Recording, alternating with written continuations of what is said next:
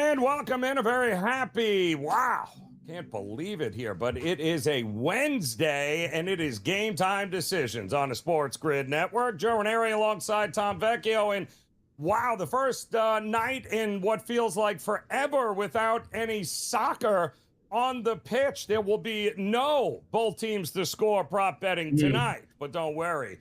We've got much more to get to because yeah, it's put up or shut up time in the World Cup. We'll talk about those games coming up, but we have breaking news right now here, including another two-run home run here. Vlad Guerrero finally gets a home run, his fifth of the season, and yes, it is July 8th, and it's only his fifth home run of the season. That's a conversation for another day, but Tom, the big story is, yes, it's 9-0 Toronto, but Dylan Cease, who is currently second, I believe, in the odds for the Cy Young in the American League. Yeah, he's got a no-no going through 8 innings, bottom of the ninth, 115 pitches in. Do they bring him out to finish up this no-hitter, or does the bullpen get called in? I think they will let him stay out there. Cease has been close to a no-hitter multiple times in his career, dating back to his years with the White Sox. But that two-run homer for the Blue Jays by Vladdy puts this game over the total. It was sitting at 7. The Blue Jays got a seventh run there in the top of the 8th inning due to an error by none other than Rafael Devers.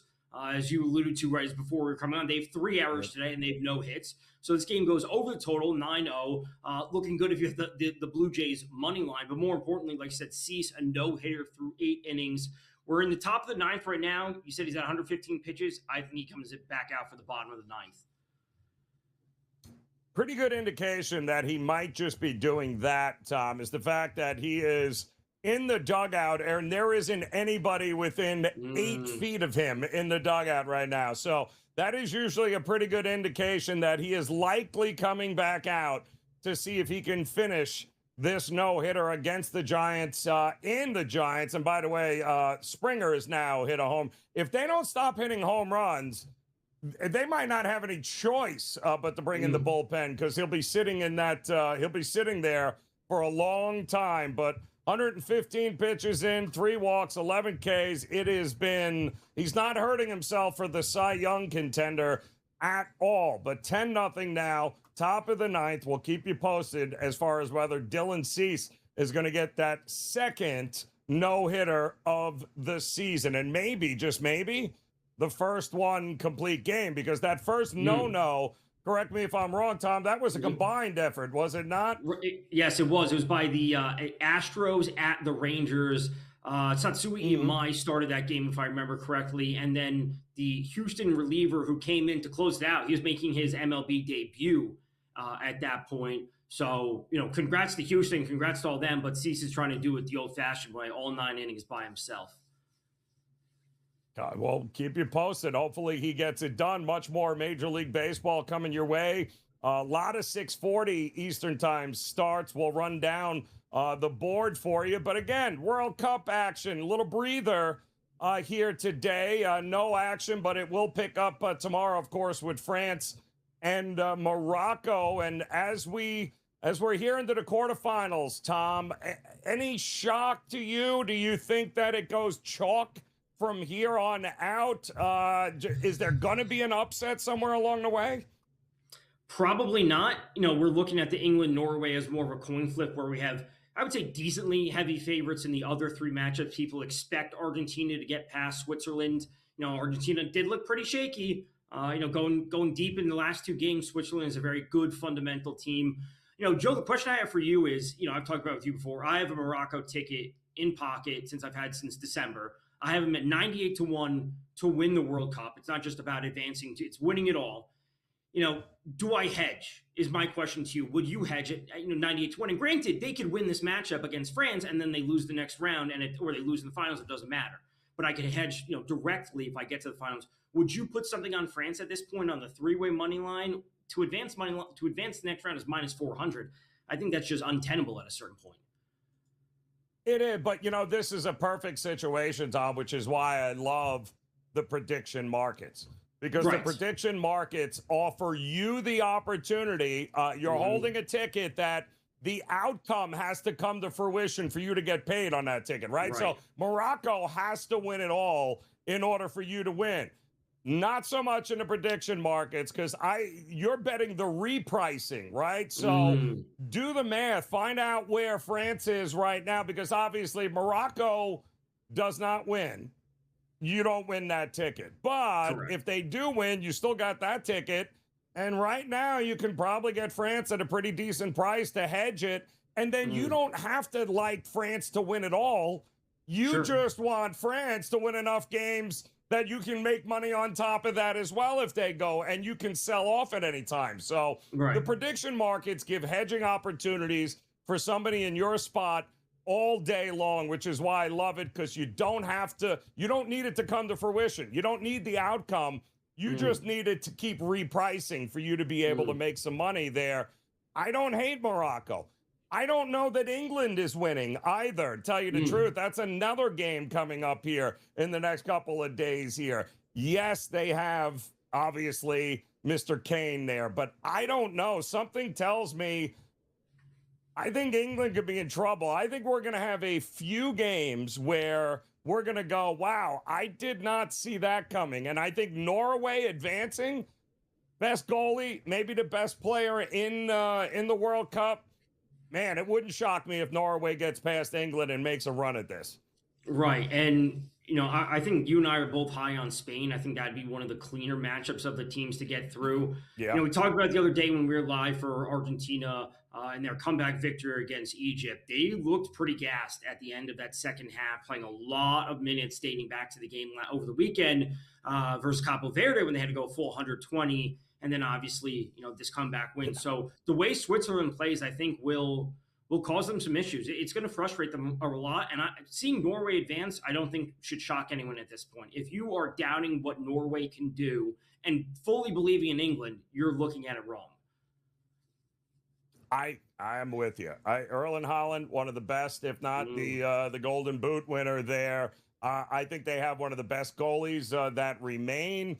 And Spain, a great opportunity here, but I think we can also agree that maybe is Argentina, how many more times are you going to play with your food before it does not work out for you? And it feels like Argentina at this point, how much do they have left in the tank here? That's a great question. And I think Switzerland would be a team that if they do get a lead 1-0, 2-0, that's a team that would know how to take care of business. I'm just going to say, based on the level of competition, going through UEFA qualifying is an absolute gauntlet to get through just the quality competition. It's not to say that Egypt didn't deserve to be where they were, but the high level reps that Switzerland has playing in Euro every 4 years and the World Cup is something that, we just don't see from other teams, that high quality of a team. So I would back Switzerland in some capacity on the goal line, getting a goal, getting a half a goal. I think they're going to keep it close. Number 84 is on his way out to the mound. Dylan Cease for the Toronto Blue Jays, bottom of the ninth, 10-0 now Blue Jays. So I don't think they're in any danger of losing this, but it'll be interesting to see if they have anybody up in the bullpen when they get back. But right now, 115 pitches. He's got a no-no going on right now at Oracle, and we'll keep you posted when that inning starts. But certainly going to get the win. I think that's fair to say here, if nothing else. Dylan Cease and the Toronto Blue Jays. Much more baseball coming up here tonight. Some really good matchups here and some pitching matchups that I think are interesting. Cole versus McClanahan. What is going on with the Yankees here? Can we trust them in Tampa? The Marlins, 50-win Marlins taking on the 47-win Mariners. Can we trust the Marlins to go back-to-back? Lot of question marks here. We've got you covered as Game Time Decisions continues here on the Grid.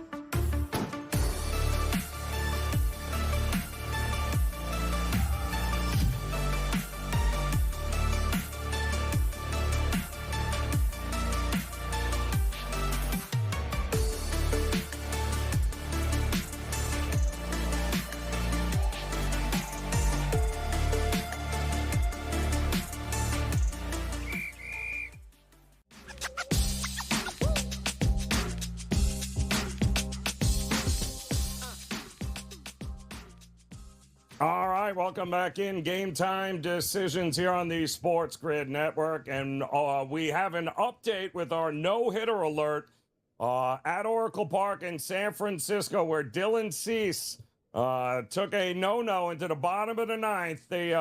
Toronto was up 10-0, so not in fear of losing this game, but wouldn't you know it there, Tom? First leadoff hitter there, Ramos, I believe. Single to center field, and there goes the no-no, and here comes the bullpen. I still think they're safe to win this game, though. What about you? Yeah, great performance from Cease, but he gives up a hit in the top of the ninth for the leadoff hitter. This was essentially a pick 'em, if I remember correctly. Minus 108, minus 112 thereabouts. But Blue Jays 10-0, like you said, they're expected to come away with the win. Just a matter of when, since they're up 10-0 in the bottom of the ninth. One runner on, no outs, since it was the leadoff hitter. But Joe, we have a loaded slate of baseball. I will say we're looking at a pretty clean slate when it comes to weather. There could be a touch of rain maybe in Cincinnati or Minnesota, but outside of that, it's a pretty clean day. We have some great pitching matchups, and let's get to this one between the Yankees and the Rays that you teased on the other side. I specifically like Shane McClanahan under 4.5 hits allowed. I got it at minus 125. The Yankees offense, not only are they striking out a ton, they have been abysmal versus lefties. In May, they had a 126 WRC plus. In June, that was down to 78. And now to start July, it's down to a 68 WRC plus. They are awful at the plate right now. We have seen McClanahan go under this prop in 6 of his last 10 and 9 of his last 15. The Yankees pose no threat on offense right now. Yeah, they don't. You can't trust a team that strikes out back-to-back games 17 times. There's only so many home runs that you can hit, and if that's your only way to actually score runs, I don't want nothing to do with you there. And you talked about it. Cole is great, but he's still not the Garrett Cole of old. I think this is priced as if they are expecting him to just snap out of it. Don't think that's going to happen. I think we're two different worlds with these lineups here right now, and I think I would back Tampa, and I'm looking for him in the first 5 in this one too, because the bullpens could be a little bit worked here. Certainly Tampa's side, but I like the first 5 here. I think the Tampa lineup gets to Cole before the Yankees get to McClanahan here. Did you have, by the way, the Marlins at 51 wins heading into the All-Star break? I'll be honest, I didn't. I don't know how many people did outside of the hardcore Marlins truthers out there and diehard fans, but it's great to see them do well. Really interesting matchup for them tonight, knowing where they sit right now, knowing where the series sits, and I think really the perception of these two teams, the Mariners being, I'm going to say, somewhat of a public team, especially with their run last year into the playoffs and some of the kind of name brand pitchers that they have. And I assume people are still just betting against the Marlins thinking, oh, they're going to lose. This can't be sustainable. It can't keep going on. They're not going to continue to win, but they do continue to win. So I was very hesitant on this game about where to go. And if anywhere, I'd be looking towards an under. I'm not sure how much we're going to get in terms of offense. I think the Marlins want to play things pretty close to the vest. I didn't play the under, but that's where I would lean right now. Yeah, Kirby on the mound for the Mariners there. Phillips on the mound for the Marlins. He's been good, but he's a bulk guy that they're trying to stretch out into a starter role. The Marlins bullpen has not been good. You know what the Mariners are in the bullpen. It feels like a good bounce back spot for the Mariners here tonight. Certainly a place that I would look there if I was going to look at all. I think Kirby gets the better of Phillips here. I don't know what to do with the Mets. Honestly, I want to play an over. It's 9.5. You've got Scott going up against Cruz. Again, another, bulk guy here for the Royals. But the Royals have gone back-to-back games scoring what? 13, 14, 15 runs? If it ain't broke, don't feel. Why are we not playing the over here, you think, Tom? Well, the Mets pitching staff is absolutely abysmal.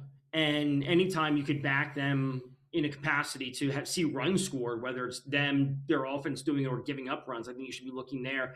I will say I did play Juan Soto for 2+ hit RBI combo. Any of the two we know, which reason I love this prop is he could have two singles and the Mets offense is terrible, you still cash it. He could draw walks as he normally does, and someone hits, a sac fly, he comes in the score, great, or he hits a sac fly, you get an RBI. I got it at minus 137.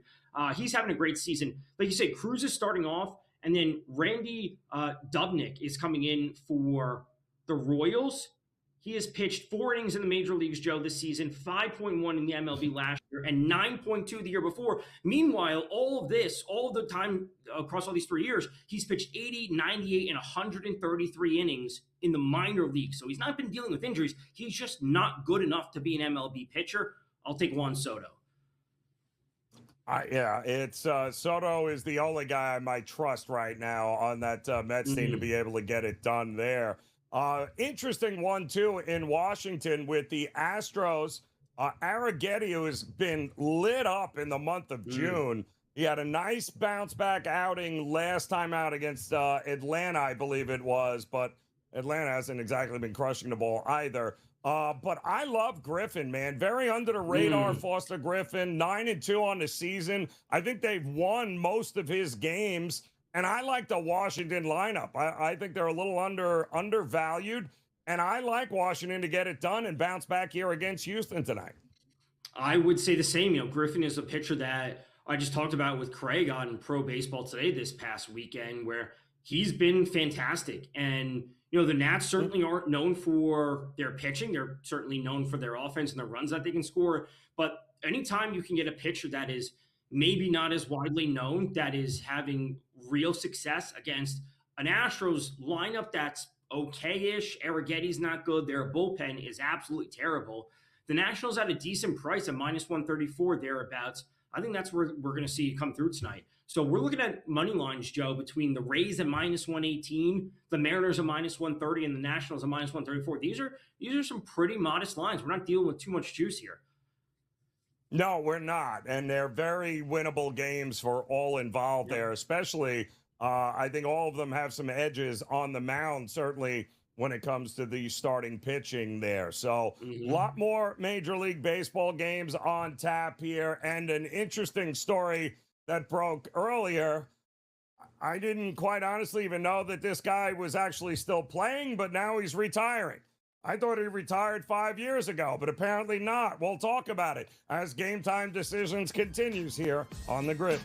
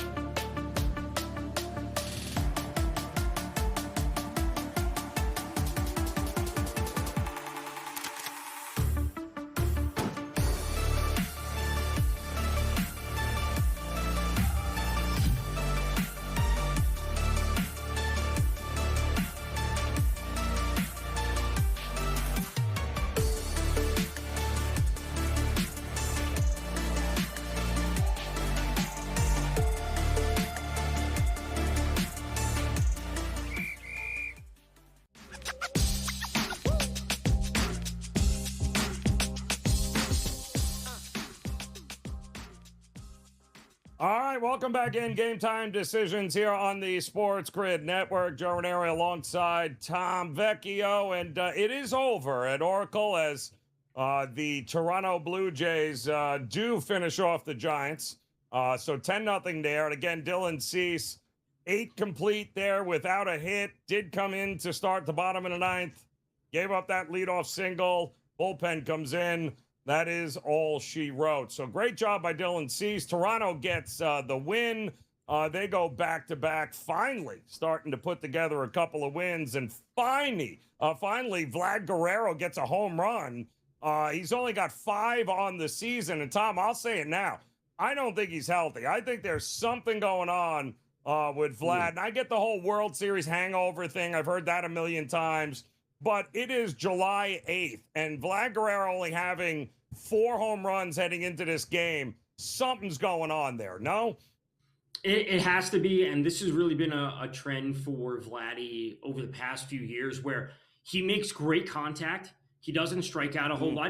Early he's batting, close to 300. So you're saying like, okay, but it's something about the power, and I believe, and this is just my take, I believe it's something to do with the bat path that he has, and like the deeper underlying where he has an issue with the path through the strike zone, which, all the broadcasts talk about it, proper bat speed or path through the strike zone, whatever it might be, is wrong for power because it's good for getting hits, and he's getting a ton of hits and he's hitting for average. We all know that, but something about it is wrong, and I don't know where the issue lies with him, but he's just not right when it comes to his power. Not at all, but he did get one there in the top of the ninth to get his 5th of the season. And I mentioned earlier, we learned today that after 21 seasons in Major League Baseball, the Detroit Tigers' Justin Verlander announces that he's going to retire at the end of 2026. I really thought he had already retired, or at least should have 5 years ago, but after a couple of horrific outings earlier this year, the 43-year-old who signed a 1-year, $13 million deal with the Tigers to return to them, I don't know that they got their money's worth there. Tried to come back, has a hamstring injury. He's not even throwing off the mound yet, and now he's going to retire at the end of the year. Surefire Hall of Famer, Tom, in your mind? 266 wins, I think, overall. 200, all the wins, the Cy Youngs, the World Series. This is a situation where it's very simply put, like both things can be true. Verlander has been terrible the last few years. The Mets, when he went back to the Astros, San Francisco, he's been terrible. There's no way around it. He's also one of the best pitchers that we've seen over the last 20 years. And he should have retired a couple of years ago. Both things are true. He's going to go to the Hall of Fame. He had a fantastic career. He has awards. He has, this, that, the other thing. Like I said, the Cy Youngs, the World Series, all the postseason success you could possibly want. But he needed to retire multiple years ago, and it was an egregious contract that the Tigers gave him. They want to have some farewell tour for him because he started his career there. Do whatever you want, but $13 million is crazy. That's just absolutely bonkers. And 23 years, you think he would have somehow gotten to, he would have gotten somewhere along the line to give him 300 wins, but did not get it. 266 total wins, but a boatload of strikeouts. And like you said, Cy Young awards. He was truly, for more than a decade, like one of the best pitchers we have seen in a very, very long time. I do think he's I don't want to say unanimous, but he's got to be a first ballot, no? Yes, I would say absolutely first ballot. And anyone that doesn't want to vote for him, I assume they just have some personal grudge. I mean, what's the argument against? I don't. Why would you make him wait? No, there should be no reason for him to wait for sure. Like, again, Scherzer is the same situation. Scherzer has not been good in the last few years, but when he's ready, he should be going in first time. I agree. 2 monster guys there for decades here in Major League Baseball. But he will get to go on the farewell tour, that's for sure. The Tigers announced that earlier. Speaking of the Tigers, they're coming up here in just a couple of minutes, taking on the Athletics. Melton taking on Jeffrey Springs, who just loves giving up home runs. Do we like the Tigers to get a second one here tonight? Listen, if we don't like the Tigers in this spot, I don't know how many more spots we can possibly be trusting them. The A's are always a fun team because they have, some pop in their lineup, but it's, consistency is not always there, especially when they're on the road. The pitching staff is terrible for the Athletics. And listen, if you're going to back a side tonight, I would say it's Tigers. I don't have a whole lot of confidence. I have more confidence in, the Mariners or the Rays, the teams that we spoke of before, but I do think the Tigers come away with the win. Yeah, Melton has got his ERA makes him look a lot better than what his underlying metrics are. But I don't know that the A's lineup is the group that's going to expose him here tonight. I think Detroit gets it done. Much more Major League Baseball on tap here tonight. We'll get to it as Game Time Decisions continues on the grid.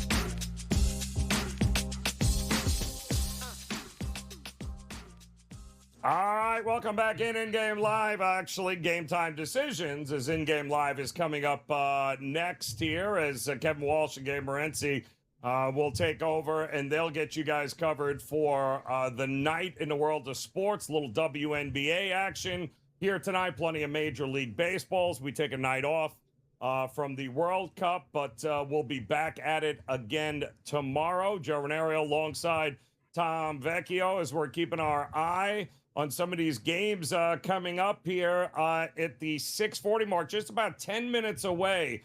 Tom, Atlanta and Pittsburgh is interesting, too. Pittsburgh finally won a game for Paul Skeens. Can't believe it. They did, though. But now Grant Holmes and Jared Jones are going at it.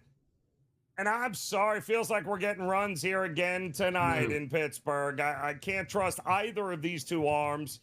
We know the bullpen of Atlanta is good, but that bullpen of Pittsburgh is suspect. But can we trust Atlanta's bats to make them pay here tonight? Yeah, I don't know how many times I've wanted or have trusted Atlanta's bats thinking, oh, they're too good. They're going to show up. And really, they haven't been. And I don't know how many times I've thought that the Atlanta bats are not ones that I could possibly trust. But do I expect Ryan O'Hearn to have 3 home runs and 10 RBIs as he did last night? No, of course I don't expect him to do that. But seeing runs should be what we are anticipating. Grant Holmes is not a good pitcher for Atlanta. I know he has some decent surface level results, but he's not a big strikeout guy. He gives up home runs at 1.64 on the year. Jared Jones is a good pitcher or shaping to be a good pitcher, but they are severely limiting his innings when it's all said and done. And if the Atlanta Bats can at least be patient at the plate, drive up the pitch count, then get the Pittsburgh bullpen into play, that's when we should be getting runs, Joe. Yeah, it feels like that's what's happening tonight. It feels like we're gonna have some runs here, and looking at it's gonna be a summer night there in Pittsburgh. So hopefully we'll get some runs, certainly off of those two pitchers. I don't know that we're gonna get a much. Everybody seems to think that Baltimore is somehow going to destroy Colin Ray and of the Cubs here tonight, but I can't trust this Orioles offense right now. And Colin Ray, I mean, look at his last 3 starts. He gave up 2 earned against the Padres, 1 against Milwaukee, none against Toronto. And the one thing that all 3 of those teams have in common is none of them can hit water if they fell out of a boat, at least not over the last couple of weeks. So what makes us think that Baltimore is going to expose Colin Ray here? Yeah, it's a great question because Baltimore, again, is a team that I keep wanting to buy into their offense, and then it just doesn't show up. And it doesn't show up consistently. And they'll have a game where they'll score, 7, 8, 9 runs, whatever it is. And then they'll go multiple games in a row where they are scratching to get 2, maybe 3 across. And when it comes to Ray, I was kind of out on him and looking to fade him earlier in the year. But at a certain point, his stats have kind of stabilized where his BABIP and his home runs and whatever else have kind of fallen into what we saw from him last year and or his career rates. So he's just the pitcher now that we have seen in the past, and nothing's going to change dramatically. But also the Orioles aren't a team that are going to swing him to one side or the other. It's not like they're going to massively expose him. All of a sudden he's going to give up 10, 12 hits and give up all these runs. Like, no, he's a decent enough pitcher, and the Orioles aren't a good enough consistent offense to make him look terrible. Yeah, Dean Kremer on the other side for Baltimore. This will be his second start off the IL. But the one thing he has that Colin Ray doesn't is he's got swing and miss stuff here. And, he's a guy that that's the great equalizer here. Now, the Cubs don't strike out a ton, but, he's a power pitcher. Looked pretty decent against the White Sox. His first go around 6 innings pitch, he gave up 4 hits, 1 earned, 4 strikeouts, and 1 walk. But the problem is it's only his second start off a 60-day IL, and you just sometimes, Tom, don't know what you're going to get. But when he's on, he's a kind of guy I would ride. But again, are they going to score enough runs for him is the problem for me. That's a great question. Dean Kremer is a pitcher that I've looked to fade many times over the past few seasons, but he has some sneaky good strikeout stuff, as you mentioned. Strikeout rate pushing the upper 20s and low 30s is not something that you find for every pitcher. To me, this game was more of a passover just because I think there are better spots to attack on the slate. Much more interested in the Marlins or backing Shane McClanahan or whatever it might be. Not the Marlins, the Mariners against the Marlins, and then McClanahan with the Rays. This game was kind of just a passover. If either team wins, I'm not going to be super surprised. You give me Colin Ray and the Cubs at plus money, I think I'll take it.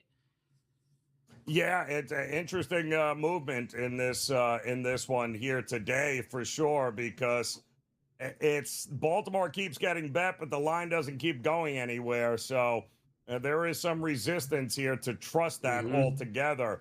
You and I talked earlier, another announcement today, I believe. One and only Mike Trout has been activated from the IL. He is back in the starting lineup tonight for the Angels. Is that correct? I believe that he is. We can double check that. That game comes up at 8 o'clock. They're on the road to take on Mackenzie Gore and the Rangers. But convenient timing as we're just a few days away from the All-Star break in Philadelphia, where he would presumably be starting in his quote-unquote hometown. He is in the starting lineup here tonight at Texas. Go figure. Wow. Not that that's going to help, although Walter Urena has been really good for the Angels, this rookie. Another guy that's got plenty of swing and miss. He's been good. His numbers are good. His underlying metrics are good. He started 14 games. I don't know what to think with Mackenzie Gore, except for something tells me Philadelphia was not that far off thinking, might be a time to move away from him. I don't know what he just does not. It should be worse than what it has been, but he is just not the pitcher that I thought he was here, Tom. Mm.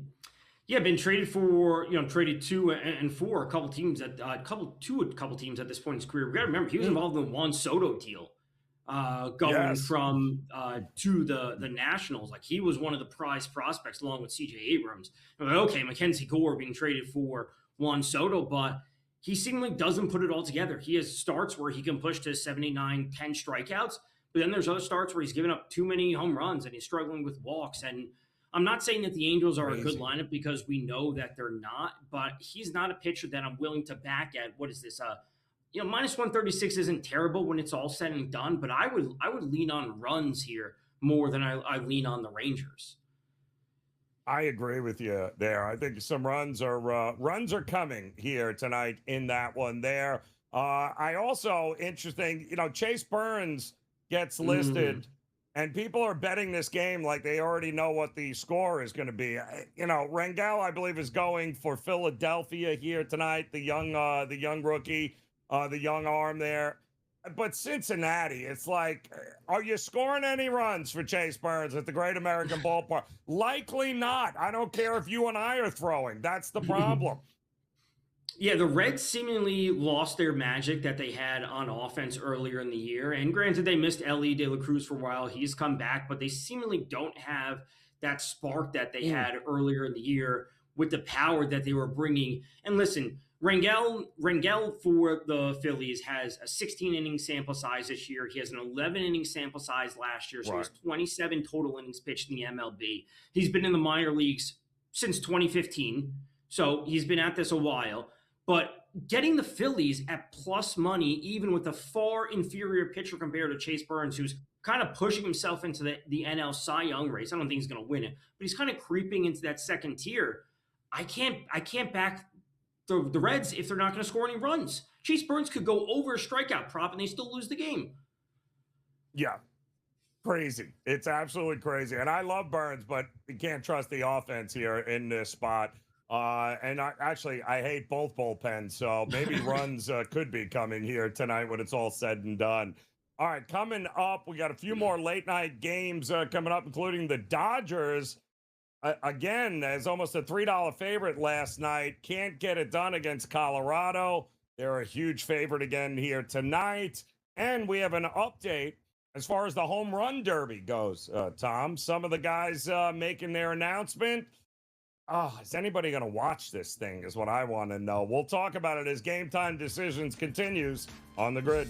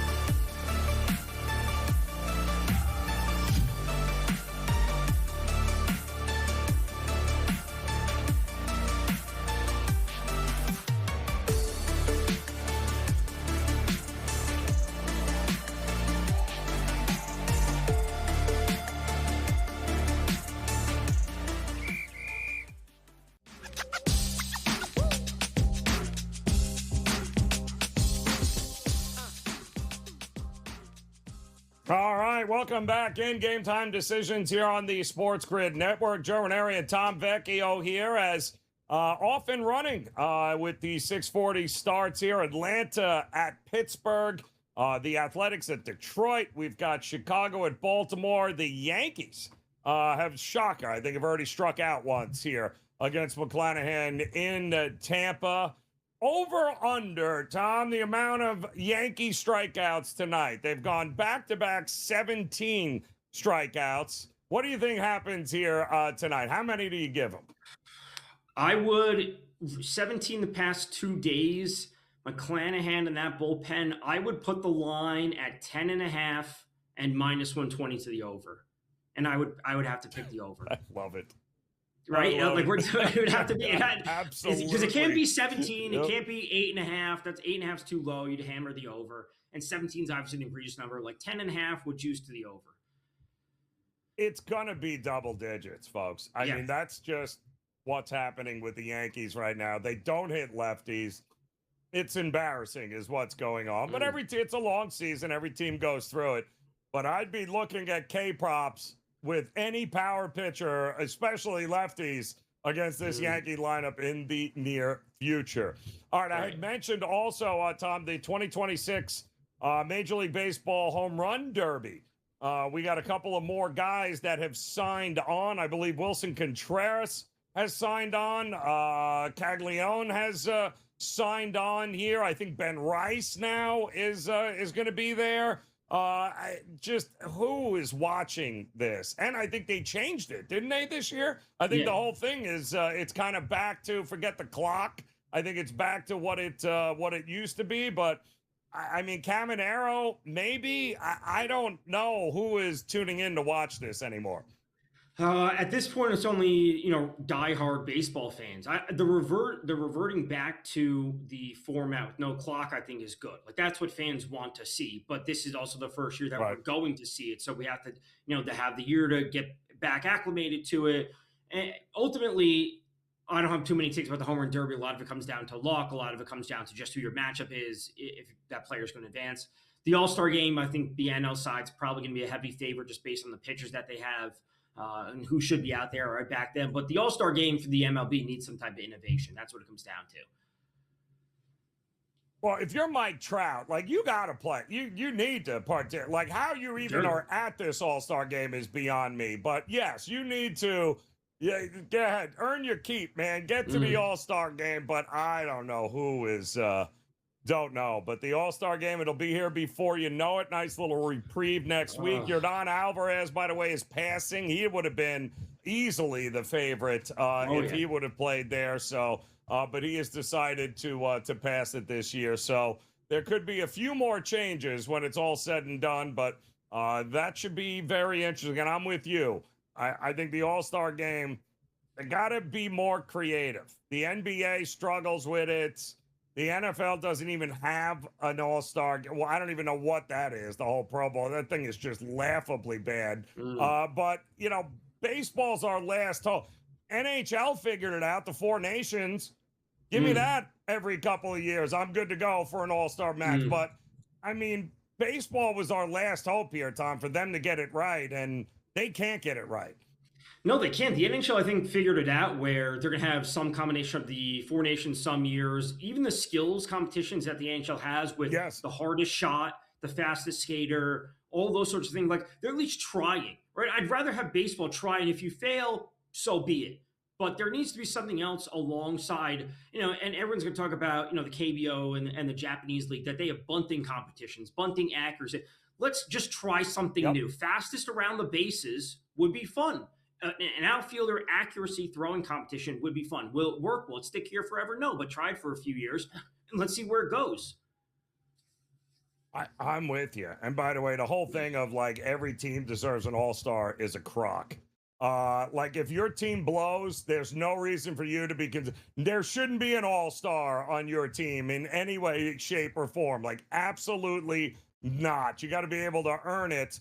And otherwise, we're getting a bunch of guys just that we can bring into the sixth inning when all the starters actually get dressed and leave the ballpark. So baseball's got a long way to go. Used to be entertaining, used to be fun with the Griffey Juniors and company back in the day because they wanted to win.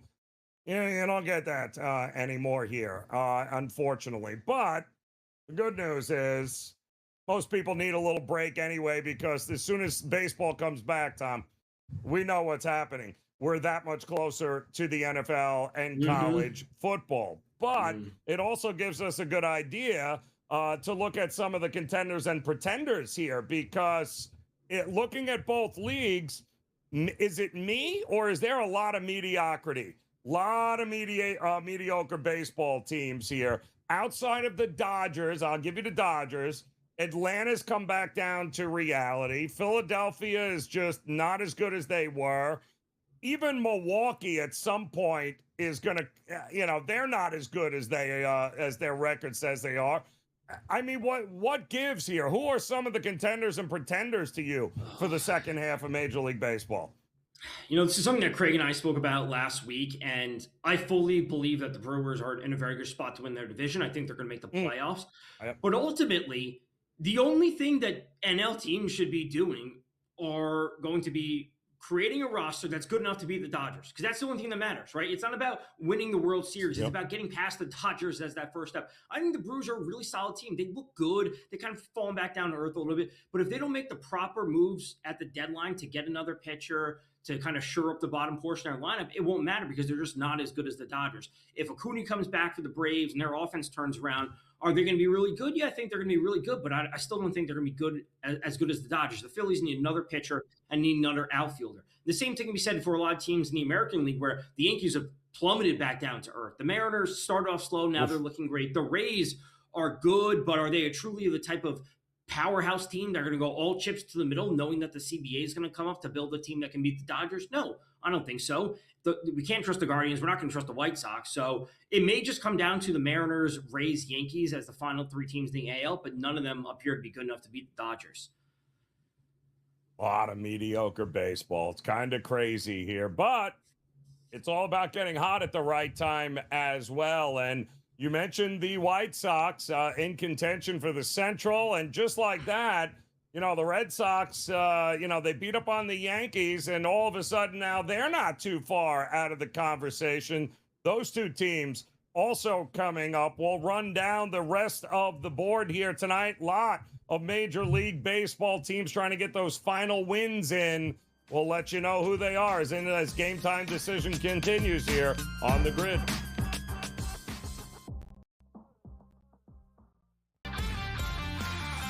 The older players in the WNBA going, hey, man, we were here when they were paying us nothing. We were here when we had to go overseas to make a paycheck. You're walking in here, you don't realize how easy you have it. So there is some of that too. But yeah, Jordan got beaten up. Magic got beaten up. Bird got beaten up. Kareem got beaten up. Wemby is getting beaten up, by the way. Outspoken with Dan Cilio. Only on SportsGrid.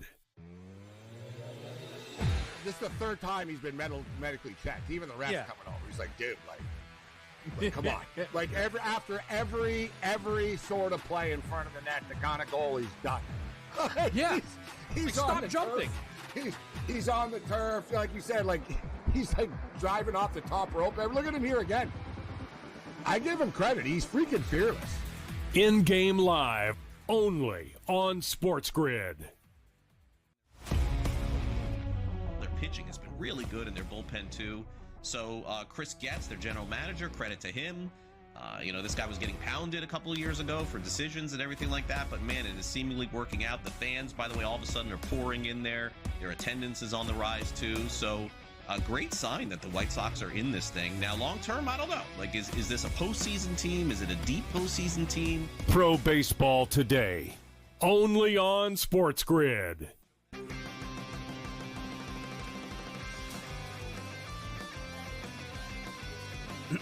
Class is in session. Today, let's talk about the teaser. A teaser is a multi-leg bet where you shift the point spread in your favor. You get better numbers, but every selection has to win. It doesn't matter what you bet if you don't have the insights. Tune into SportsGrid and get ahead of the class.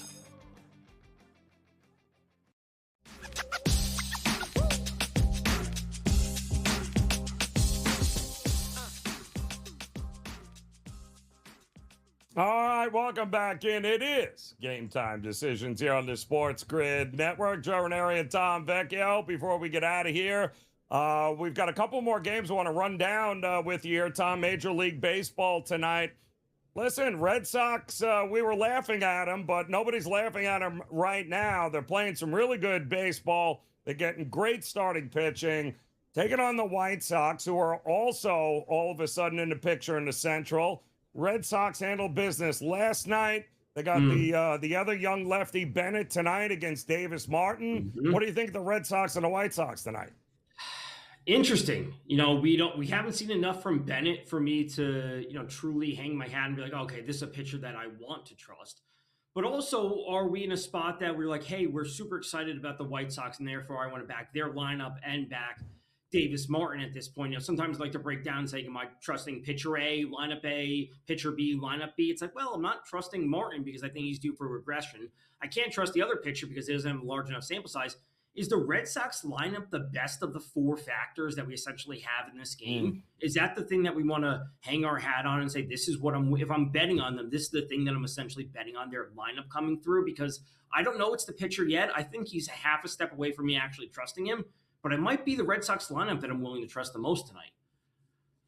Yeah, and it's the inability of the White Sox to hit lefties recently is just laughable how bad they have been here. And now Bennett's another lefty. Toll last night, Bennett here tonight. What about the Brewers? You mentioned them early. I mean, my goodness, Harrison has been just a machine for them. The unsung guy. What is he sitting? 8-1, 9-1 on the year. Lefty here taking on a Cardinals team that they just swept 2 games yesterday. Now, it is a 5-game series, so they do play again tomorrow because of the doubleheader and the makeup, but McGreevy's a gas can. What am I missing here tonight, Tom? It feels like every pitcher on the Cardinals is getting away with murder this year. Except maybe not Dustin May, because he's been actually somewhat acceptable. But every other pitcher that they have, Liberatore, McGreevy, whomever it might be, it's like every time I watch them, I'm like, how are you getting away with this? You're not good. How are you having men left on base by the opposing team? You're getting double plays when you shouldn't. You're not a dominant strikeout pitcher. You're giving up hits. The Brewers with Harrison coming back, I'm willing to trust them. I just think they are a far superior team. And the Cardinals, I think, are a bit of smoke and mirrors right now. They're not as good as their record indicates. And I think the bottom's going to fall out sooner rather than later. Granted, I've been saying this for a month. Yeah, well, and that's we keep waiting for it, but I think that is coming here tonight. And I've seen a lot of people running to the window here. Dodgers by 1 million in a bounce back tonight, but not with Sasaki on mound and not with how good the Rockies have been. So here's the thing. I would like to say that I am pretty well versed on MLB pitchers, having done this for about 10 years at this point, and I know who basically every pitcher is. When I saw this today with Gabriel Hughes on the mound, I had to look. I have no idea who this is until I looked. You had to look him up, didn't you? He started the year in high A for the Rockies. He started granted, he pitched last year in the minors. He came up to AAA. He has 1 start so far this year for the Rockies. And more importantly, Roki Sasaki has been terrible for the Dodgers. You can't possibly lay that type of price on the Dodgers. The only way to go about it, Joe, would be to wait for an in-game number and say, I'm going to bet the Dodgers as the game goes on. You can get them closer to even money. I don't even think I want to lay the -1.5 on them and get -125. An in-game number on the Dodgers, closer to even money, because 255 on Roki Sasaki is crazy work. Yeah, it was 9.5. It's now 10, and I agree with it. I would expect runs tonight here at Dodger Stadium. With these 2 gas cans and the Dodgers, we know they can drop 7-8 runs on anybody here. And the Rockies are sneaky. They're better than people realize, even away from home, swinging the bat. And you and I can probably hit Sasaki. I would not play an over in the Arizona and Padres game, though. What about you, Tom? The lack of offense, granted what the Padres did last week or what they didn't do is absolutely incredible, but the lack of offense can't be trust, or is the one thing we can trust. We can't trust him to do any offense. Michael King hasn't been good, but he's good enough. He's good enough to shut down a lineup such as the Diamondbacks. The Padres offense is absolutely abysmal. It doesn't matter whatever type of bullpen game the Diamondbacks are going with Jose Cabrera leading things off for them, but I can't trust anyone in that game. Give me the Padres at closer to even money, not minus 142. Yeah, I would hear. This is how bad that game is going to be. Even with Michael King on the mound, who actually bounced back pretty well against the Dodgers last time out. I would say both teams to score, no. That's what I would look at. Both teams to score, no, because somebody is likely getting shut out in that game because those offenses are horrific. Tom Vecchio, always a pleasure. I want to thank you guys for hanging out with us here. Game Time Decisions. In-game live is coming your way. Gabe Morency and Kevin Walsh. Tom and I will see you again tomorrow here on the Grid. Enjoy.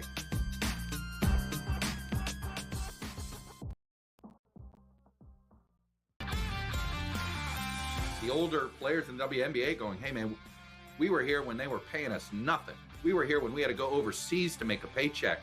You're walking in here, you don't realize how easy you have it. So there is some of that too. But yeah, Jordan got beaten up. Magic got beaten up. Bird got beaten up. Kareem got beaten up. Wemby is getting beaten up, by the way. Outspoken with Dan Cilio. Only on SportsGrid. This is the third time he's been medically checked. Even the refs coming over. He's like, dude, like come on. Like after every sort of play in front of the net, the kind of goal he's done. He's stop jumping. He's on the turf, like you said, like he's like driving off the top rope. Look at him here again. I give him credit. He's freaking fearless. In-game live, only on SportsGrid. Pitching has been really good in their bullpen too. So Chris Getz, their general manager, credit to him. This guy was getting pounded a couple of years ago for decisions and everything like that, but man, it is seemingly working out. The fans, by the way, all of a sudden are pouring in there. Their attendance is on the rise too. So a great sign that the White Sox are in this thing. Now, long term, I don't know. Like, is this a postseason team? Is it a deep postseason team? Pro Baseball Today, only on SportsGrid.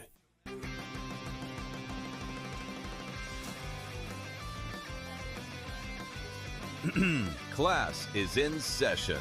Today, let's talk about the teaser. A teaser is a multi-leg bet where you shift the point spread in your favor. You get better numbers, but every selection has to win. It doesn't matter what you bet if you don't have the insights. Tune into SportsGrid and get ahead of the class.